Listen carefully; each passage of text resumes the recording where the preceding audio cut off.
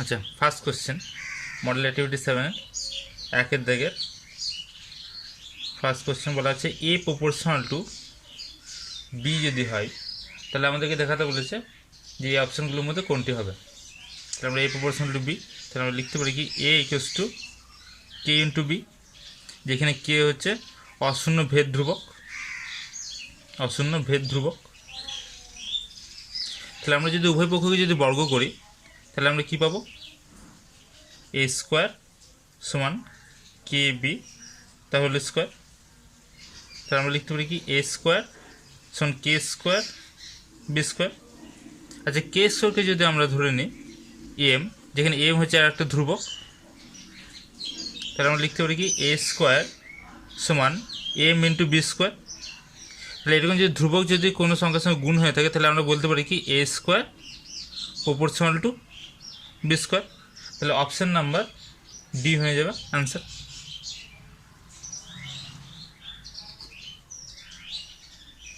পরবর্তী কোশ্চেন একের দাগের দুইয়ের কোশ্চেন বলা আছে এ ও বি একটি ব্যবসা শুরু করে, এ 1000 টাকা 9 মাসের জন্য এবং বি কিছু টাকা 6 মাসের জন্য ব্যবসায় নিয়োজিত করে। ব্যবসায় মোট লাভ 600 টাকা এবং বি এর লাভের পরিমাণ বলে দেওয়া আছে 400 টাকা পায়। তাহলে বি এর মূলধন কত ছিল এটা বের করতে হবে। তাহলে বি এর মূলধন আমরা কী করবো, ধরে নেব। ধরি বি এর 6 মাসে 6 মাস টাকা রেখেছিল, তাহলে 6 মাসে কত টাকা রেখেছিল, এক্স টাকা, এটা আমরা ধরে নিচ্ছি। তাহলে এক্স টাকা লাভ 1 মাসে পেতে হলে 1 মাসে পেতে মূলধনের পরিমাণ হবে, এক্স টাকা রেখেছে 6 মাসের জন্য, তাহলে 6 ইন্টু এক্স, এত টাকা রাখতে হবে। অপরদিকে যদি আমরা এ এর ক্ষেত্রে দেখি, এ এর 9 মাসে 1000 টাকা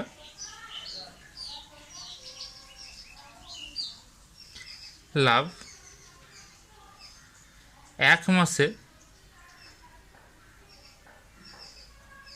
পেতে মূলধনের পরিমাণ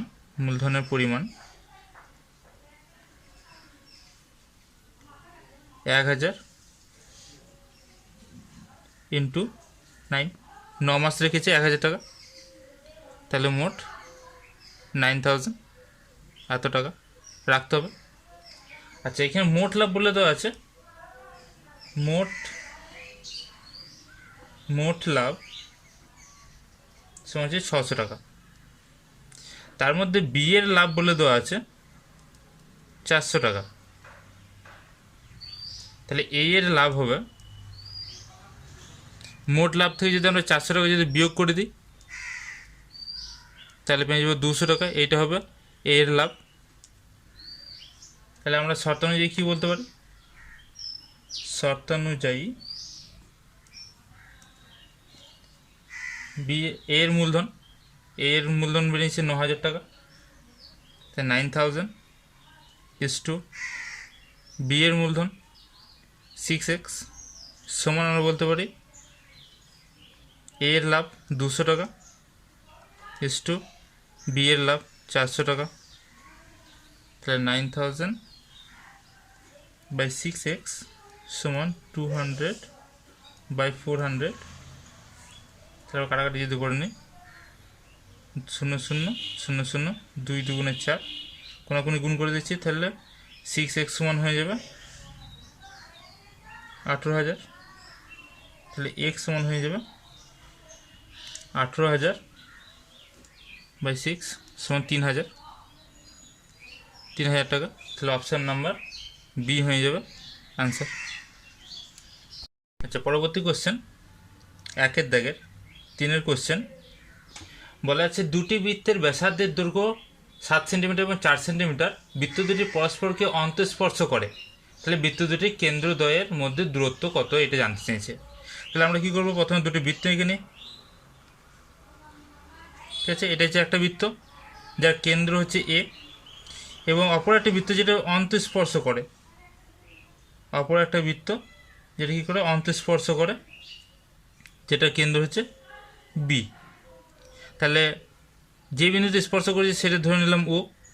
তাহলে এ ও হচ্ছে প্রথমকার ব্যাসার্ধ, এ ও বা ও এ প্রথমকার ব্যাসার্ধ যেটা হচ্ছে 7 সেন্টিমিটার, এবং অপর বৃত্তের ব্যাসার্ধ হচ্ছে ও বি যেটা হচ্ছে 4 সেন্টিমিটার।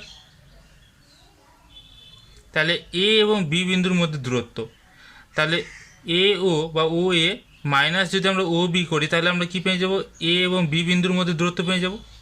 তাহলে এ বি সমান আমরা বলতে পারি ও এ মাইনাস ও বি সমান 7 মাইনাস 4 ইকুয়ালস টু হচ্ছে 3 সেন্টিমিটার। তাহলে অন্তঃস্পর্শ করলে বৃত্ত দুটি কেন্দ্রদ্বয়ের মধ্যে দূরত্ব হবে 3 সেন্টিমিটার। তাহলে অপশান নাম্বার ডি হয়ে যাবে আনসার। পরবর্তী কোশ্চেন 1 দাগের 4 কোশ্চেন বলা আছে 8/2 একক দৈর্ঘ্যের ব্যাসার্ধের বিশিষ্ট নিরেট গোলকের আয়তন। তাহলে এখানে ব্যাসার্ধ বলে দেওয়া আছে, ব্যাসার্ধ সমান r/2। তাহলে নিরেট গোলকের আয়তনের ফর্মুলা হচ্ছে, আচ্ছা এখানে লিখে নিই, গোলকের আয়তন, গোলকের আয়তন সমান হচ্ছে 4/3 পাই r3। এখানে r হচ্ছে ব্যাসার্ধ। তাহলে এখানে r এর মান আমাদের বলে দেওয়া আছে r/2, তাহলে 4/3 এত ঘন একক,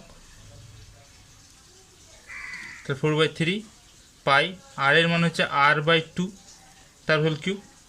তাহলে আমরা লিখতে পারি 4/3 পাই r এর কিউব করলে r কিউব, 2 এর কিউব হচ্ছে 8, তাহলে 4 একে 4, 4 2 8, তাহলে আমরা বলতে পারি 1/6, 3 × 2 6 পাই r কিউব।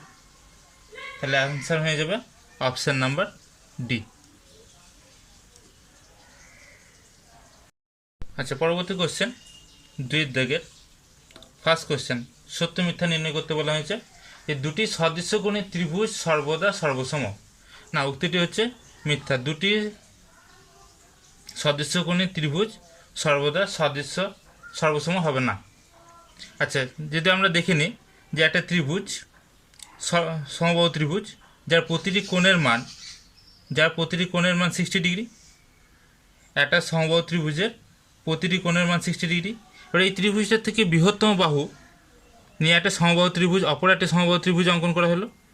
যে ত্রিভুজের ক্ষেত্রে আমরা দেখতে পাবো কি প্রতিটি কোণের মান 60 ডিগ্রি, প্রতিটি কোণের মান 60 ডিগ্রি, কিন্তু তুলনামূলকভাবে এই ত্রিভুজটা বৃহত্তম। তাহলে এই ত্রিভুজ দুটি সদৃশ্যকোণী, কারণ এর প্রতিটি কোণ এবং এর প্রতিটি কোণের অনুপাত সমান আছে, কিন্তু একটা ত্রিভুজ অপর ত্রিভুজের ওপর সমাপাতিত নয়, অতএব এই ত্রিভুজ দুটি সর্বসম হবে না। তাহলে আমরা বলতে পারি দুটি সদৃশ্যকোণী ত্রিভুজ সর্বদা সদৃশ্য হয়, সর্বসম হয় না। তাহলে আমরা এটা লিখে নেব, দুটি ত্রিভুজ, দুটি সদৃশ্যকোণী ত্রিভুজ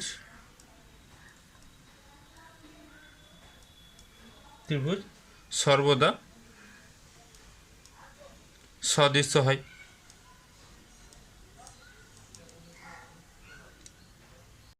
পরবর্তী কোশ্চেন 2 দাগের সেকেন্ড কোশ্চেন বলা আছে একটি লম্ববৃত্তাকার শঙ্কুর উচ্চতা, ব্যাসার্ধ এবং তির্যক উচ্চতা সর্বদা সূক্ষ্মকোণী ত্রিভুজের বাহুত্রয়।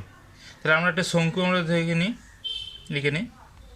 এই শঙ্কুটা হচ্ছে এ বি সি, আচ্ছা এখানে নাম দিয়ে দিচ্ছি এ শীর্ষবিন্দুটা, আচ্ছা কেন্দ্রটা হচ্ছে ও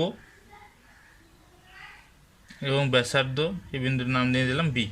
তাহলে ও বি এখানে হচ্ছে ব্যাসার্ধ, আর ও এ হচ্ছে উচ্চতা এইচ, এবং অতিভুজ এ বি সমান হচ্ছে তির্যক উচ্চতা। তাহলে এই যে তিনটে জিনিস দেখতে পাচ্ছি আমরা, তাহলে এরা পরস্পর সমকোণে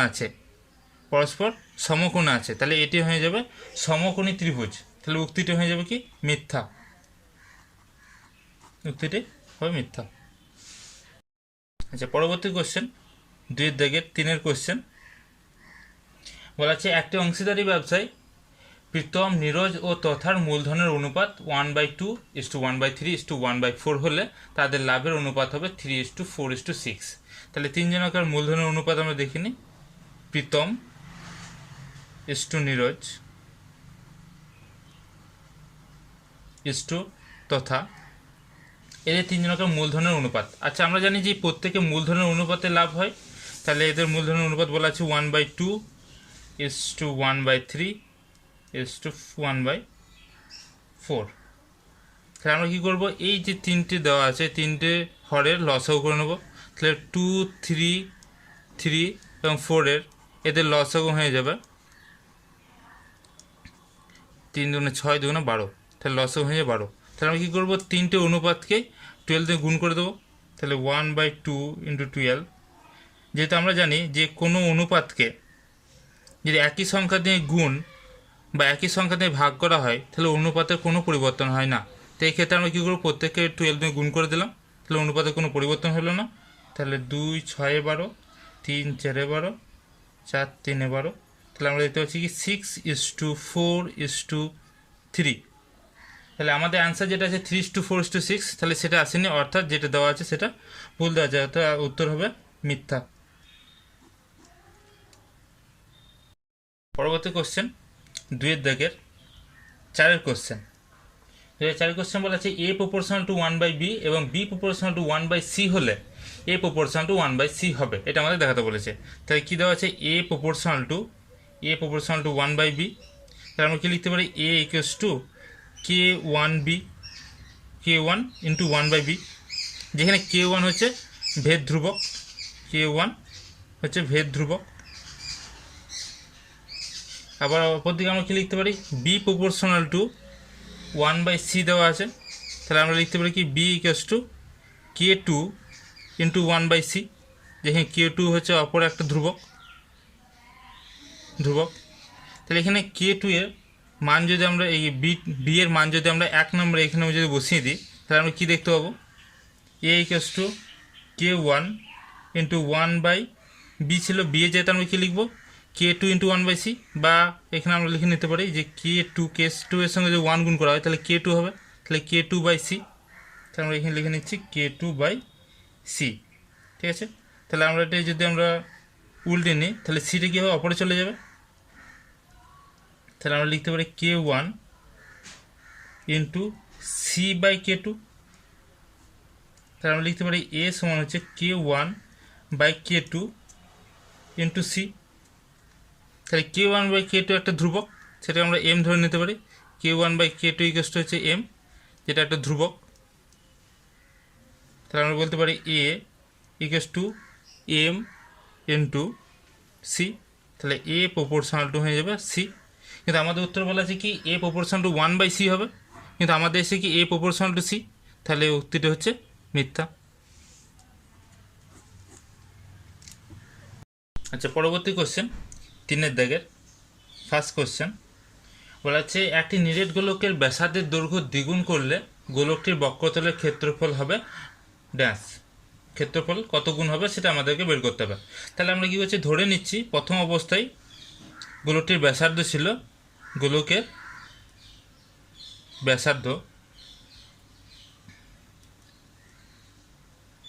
ব্যাসার্ধ সমান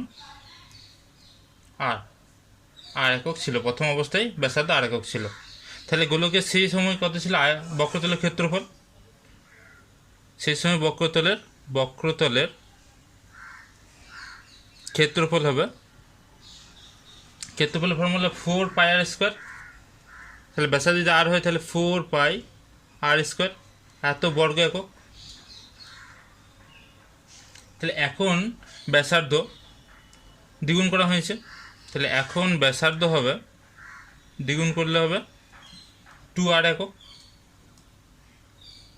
তো এখন বক্রতলের ক্ষেত্রফল হবে, বক্রতলের ক্ষেত্রফল সমান হয়ে যাবে 4πr²। আর এর জায়গায় আমরা কি লিখবো, 2r লিখবো, তাহলে 2r তার হোল স্কোয়ার, এত বর্গ একক।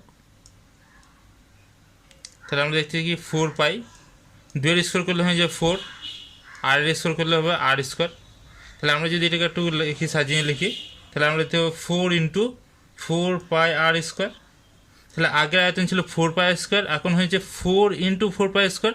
তাহলে পূর্বের আয়তনের তুলনায় 4 গুণ আছে, তাহলে 4 গুণ হয়ে আছে পূর্বের আয়তনের তুলনায়। তাহলে উত্তর হয়ে যাবে শূন্যস্থানে 4 গুণ, 4 গুণ হবে পূর্বের আয়তনের তুলনায়, ওই পূর্বের বর্গক্ষেত্রের ক্ষেত্রফলের তুলনায় 4 গুণ হবে। আচ্ছা, পরবর্তী কোশ্চেন 3 দাগের 2 কোশ্চেনে বলা আছে একটি ব্যবসায় শোভা মাসুদের 1.1 গুণ টাকা দিয়েছিল এবং প্রিয়া মাসুদের 2.1 গুণ টাকা দিয়েছিল। তাহলে প্রত্যেকেই মাসুদের তুলনায় দিয়েছে। তাহলে আমরা ধরে নেব কি মাসুদের, ধরি মাসুদের মূলধন সমান x টাকা। তাহলে শোভার মূলধন হবে মাসুদের 1.1 গুণ, 1.1 গুণ, তাহলে হয়ে যাবে 2 একে 2 একে 3, তাহলে x ইন্টু 3/2 সমান হচ্ছে 3x/2, এত টাকা শোভা দিয়েছে। আচ্ছা, প্রিয়ার মূলধন হবে মাসুদের 2.1 গুণ, তাহলে মাসুদের টাকা x, এর 2.1 গুণ, তাহলে হয়ে যাবে x ইন্টু 2 গুণে 4 1 5, তাহলে 5/2 সমান হয়ে যাবে 5x/2, এত টাকা। তাহলে 3 জনকার আমরা মূলধন পেয়ে গেছি, 3 জনকার মূলধনের অনুপাত। তাহলে শোভা, প্রথমে লিখে নিই মাসুদ ইসটু শোভা ইসটু প্রিয়া, 3 জনকার মূলধনের অনুপাত। তাহলে x ইসটু 3x/2 ইসটু 5x/2। আচ্ছা, 3 জনকার x আছে, তাহলে x কেটে যাবে, তাহলে 1:3/2 ইসটু 5/2। আমি কী করবো, 2 লসও করে নেবো, প্রত্যেক ক্ষেত্রে 2 দিয়ে গুণ করে দিচ্ছি। তাহলে 2 দিয়ে গুণ করলে আমরা কী পাবো, 2:3/5। তাহলে তাদের মূলধনের অনুপাত হয়ে যাবে 2:3/5। তাহলে শূন্যস্থানে হবে 2:3/5, এটা হয়ে যাবে অ্যান্সার। পরবর্তী কোশ্চেন 3 দাগের 3 কোশ্চেন বলা আছে দুটি বৃত্ত পরস্পরকে এ বিন্দুতে বহিঃস্পর্শ করে এবং এ বিন্দুতে অঙ্কিত বৃত্ত দুটির সাধারণ স্পর্শকের সংখ্যা। তাহলে একটা বৃত্ত x, একটা বৃত্ত, এবং অপর একটা বৃত্ত y, যারা পরস্পরকে এ বিন্দুতে বহিঃস্পর্শ করে। তাহলে এই বিন্দুর নাম হচ্ছে এ বিন্দুতে বহিঃস্পর্শ করে। তাহলে এদের মধ্যে একটা সাধারণ স্পর্শকের সংখ্যা হবে 1টি, যেতে এই বিন্দু দিয়ে আমরা 1টি মাত্র কী করতে পারি, সাধারণ স্পর্শক অঙ্কন করতে পারি। তাহলে হয়ে যাবে উত্তর 1টি সাধারণ স্পর্শক অঙ্কন করা সম্ভব, 1টি মাত্র সাধারণ স্পর্শক। তো উত্তর হয়ে যাবে 1টি। পরবর্তী প্রশ্ন 4 দাগের ফার্স্ট কোশ্চেন বলা আছে যে a proportional to b, b proportional to c এবং c প্রপোর্শনাল টু a হলে ভেদ ধ্রুবক 3টির মধ্যে সম্পর্ক লিখতে বলেছে। তাহলে বলে দেওয়া আছে a প্রপোর্শনাল টু b, তাহলে আমরা লিখতে পারি কি a বা a সমান k1 ইন্টু b। একই রকমভাবে b প্রপোর্শনাল টু c বলা আছে, তাহলে আমরা লিখতে পারি b সমান k2 ইন্টু c। এবং দেওয়া আছে কি c প্রপোর্শনাল টু a, তাহলে c প্রপোর্শনাল টু a, তাহলে c সমান k3 ইন্টু a। তাহলে আমরা কী করবো, এই যে প্রথমটার ক্ষেত্রে এইটাতে কী করবো, আমরা মানগুলো বসিয়ে দেখবো। তাহলে আমরা লিখতে পারি কি a সমান k1b, তাহলে a সমান লিখতে পারি b এর মান কত আছে, k2c আছে, তাহলে k1 ইন্টু k2c। আবার c এর মান দেওয়া আছে k3a, তাহলে আমরা লিখতে পারি a সমান k1 k2 k3 a। এ কী করবো, সমান বাঁ দিকে নিয়ে আসবো, তাহলে ভাগ হয়ে যাবে। তাহলে a বাই a, এটা কীভাবে ভাগ হয়ে এলো এদিকে, সমান হয়ে যাবে K1 K2 K3, যেখানে K1 K2 K3 এই তিনটি হচ্ছে ভেদ ধ্রুবক, অশূন্য ভেদ ধ্রুবক, এরা হচ্ছে ভেদ ধ্রুবক। তাহলে আমরা এ কেটে দিতে পারি, তার মানে কী থাকবে, সমান বাঁ দিকে পড়ে 1 পড়ে থাকবে।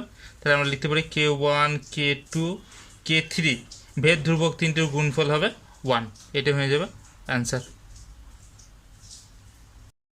আচ্ছা, চারের দাগের সেকেন্ড কোশ্চেন বলা আছে ABC একটি ত্রিভুজ যেটি বৃত্তে পরিলক্ষিত এবং বৃত্তকে PQR বিন্দুতে স্পর্শ করে। তাহলে একটা বৃত্ত আছে এবং বৃত্তে কী আছে, পরিলিখিত একটি ত্রিভুজ আছে, যে ত্রিভুজটার নাম হচ্ছে ABC। তাহলে আমরা প্রথমে কী করলাম, একবার একটা ত্রিভুজ এঁকে নিলাম, পরিলিখিত ত্রিভুজ, যার নাম বলে দেওয়া আছে ABC, এবং এই ত্রিভুজটাকে কী করেছে, PQR তিনটি বিন্দুতে স্পর্শ করেছে, এটা বলে দেওয়া আছে। আচ্ছা, দৈর্ঘ্যগুলো বলে দেওয়া আছে AP সমান 4 সেন্টিমিটার বলে দেওয়া আছে, BP 6 সেন্টিমিটার বলা আছে, AC পুরো দৈর্ঘ্যটা বলে দেওয়া আছে কত, 12 সেন্টিমিটার বলা আছে। তাহলে আমাদেরকে বের করতে বলেছে BCর দৈর্ঘ্য কত হবে, এটা আমাদেরকে বের করতে বলেছে। আচ্ছা, আমরা জানি কি বহিস্থ কোনো বিন্দু থেকে বৃত্তের ওপর যদি স্পর্শ অঙ্কন করা হয়, তাহলে স্পর্শক দুটির দৈর্ঘ্য কী হবে, সমান হবে। তাহলে আমরা বলতে পারি AP সমান AR, বহিস্থ বিন্দু A থেকে কী করা হয়েছে, স্পর্শ অঙ্কন করা হয়েছে। তাহলে AP এবং AR সমান হচ্ছে 4 সেন্টিমিটার। তাহলে AR হয়ে গেল 4 সেন্টিমিটার। অপরদিকে B হচ্ছে অপর একটি বহিস্থ বিন্দু, যেখানে দুটি স্পর্শ BQ এবং BP অঙ্কন করা হয়েছে। তাহলে BP সমান BQ সমান হচ্ছে 6 সেন্টিমিটার। অপরদিকে যদি AC যদি 12 সেন্টিমিটার হয়, তাহলে AR হচ্ছে 4 সেন্টিমিটার, তাহলে CR সমান হয়ে যাবে। আচ্ছা, আমরা লিখে নিই AC সমান 12 সেন্টিমিটার, তাহলে CR সমান হয়ে যাবে 12 সেন্টিমিটার মাইনাস 4 সেন্টিমিটার সমান হয়ে যাবে 8 সেন্টিমিটার। তাহলে বহিস্থ বিন্দু C আর যদি হয় 8 সেন্টিমিটার, তাহলে CQ 8 সেন্টিমিটার হয়ে যাবে। CR যদি 8 সেন্টিমিটার হয়, তাহলে CQ 8 সেন্টিমিটার, অর্থাৎ CQ সমান 8 সেন্টিমিটার। BQ সমান আমরা পেয়ে গেছি, BQ সমান 6 সেন্টিমিটার, BQ 6 সেন্টিমিটার। তাহলে আমরা বলতে পারি BC ইকুয়াস টু 6 প্লাস 8 সমান এত সেন্টিমিটার, সমান হচ্ছে 14 সেন্টিমিটার। তাহলে এটা হয়ে যাবে আনসার।